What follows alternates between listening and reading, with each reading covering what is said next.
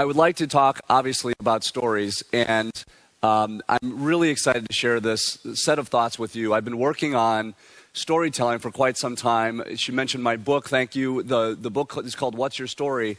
And I've been spending a lot of time thinking and teaching and talking about the power of story and why stories are important. And I'd like to share with you, I would like to begin just by sort of, obviously, I'm going to tell you a couple of stories, but I'd like to begin by talking about why I think stories are powerful and why they have an impact on people. Because I think in fundraising, in selling, in entrepreneurship, in building businesses of any kind, stories are incredibly important. In fact, I may say some provocative things this morning. I hope I do, some controversial things. And the first one I'll say is, they are your most powerful tool.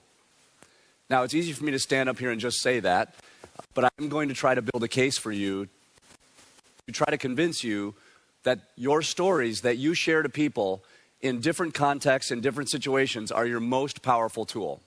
So, of course, I can't do a talk about storytelling without sharing a couple stories, right? Okay, so here we go. So the first story, I'm going to actually talk about the types of stories that you tell, because I believe there are lots of different types of stories, but in my book, I characterize them in 4 different categories. You may agree or disagree with my categorization, and that's absolutely fine.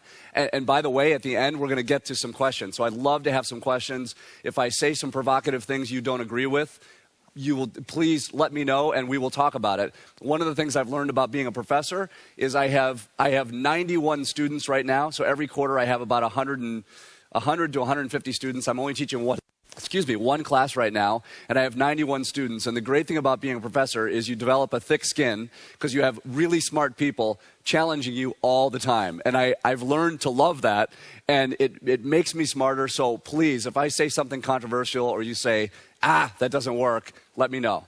Agreed? Everybody okay with that? Even you folks in the back? Okay. All right. And I think we've got some microphones, and we'll go from there. So this is the type of story, one of my 4 types, that I call a legend.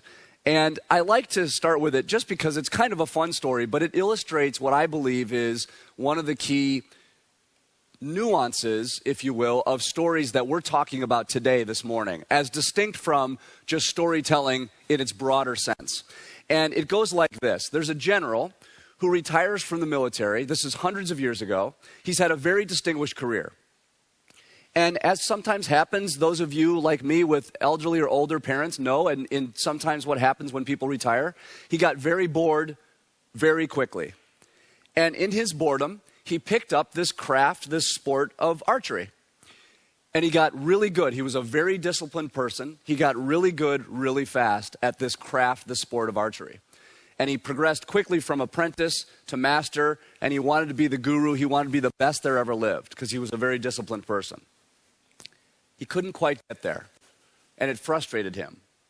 And one day he heard that there was a guru living across the ocean. Well, this being hundreds of years ago, he set out on a journey. And many months went past, and he began to know that he was getting closer and closer to this person they called the Guru of Archery. And one morning he woke up and he packed up his camp in the woods and he began walking. And he walked down a path like this, and he began to see arrows in the middle of targets all over the countryside on every conceivable surface. He would see them in a tree, and it'd be right in the middle of a bullseye. He would see it on an overturned wheelbarrow in a village, right in the middle of a bullseye. On a hut, everywhere. And as he journeyed that afternoon, he got closer, the woods got a little denser, and he got closer and closer, he was thinking, because he kept seeing arrows everywhere, and sure enough, late that afternoon, he came upon a barn. And the barn was riddled with arrows, all dead center, middle of the target. He knew he had found his guru. And he knocked on the door of the barn, and this little old man's voice answered. He said, "Come in," this kind old man. And the general very respectfully walked in, and he saw this little old man sitting at a table with a quiver of arrows pushed up against his chair. And he said, "Sir, are you the person that put all these arrows in the middle of all these targets that I see all over the countryside?" And the little old man said, "Indeed I am." And the general said, I am very relieved to have found you. See, I've journeyed many miles, many months to find you. I'm an archer too. And I've gotten very good, but I can't reach your level. And the old man sort of looked at him curiously, and the general said, "Would you teach me how to do this? Would you teach me how to get to your level?" And the old man said, "Of course, I'd be happy to." And the general said, I'm very relieved. I've come a long way, so thank you." And the old man is looking at him very oddly, and he says, "I'm happy to teach you, but it'll only take a minute." And the general says, now the general's confused. He says, how could that be? The old man says, "Come with me." So he bends over carefully, picks up his quiver of arrows, and he walks out to the barn and finds the rare spot on the barn that's not covered with an arrow in the middle of the target. And he carefully pulls an arrow out of the quiver and lays it down. He goes up to the barn and sticks it in the barn, and he picks up a can of red paint. He paints a target around it. Now, I warned you it was a crazy story. And it's a legend being teaching stories that come from our past. But I think it illustrates a serious point. What we're talking about today is you having that metaphorical quiver on your back at all times. We're not talking about storytelling just for storytelling's sake, to entertain us. And of course, that's a wonderful value and a very distinct way to use stories. I'm actually talking about it in a much different context.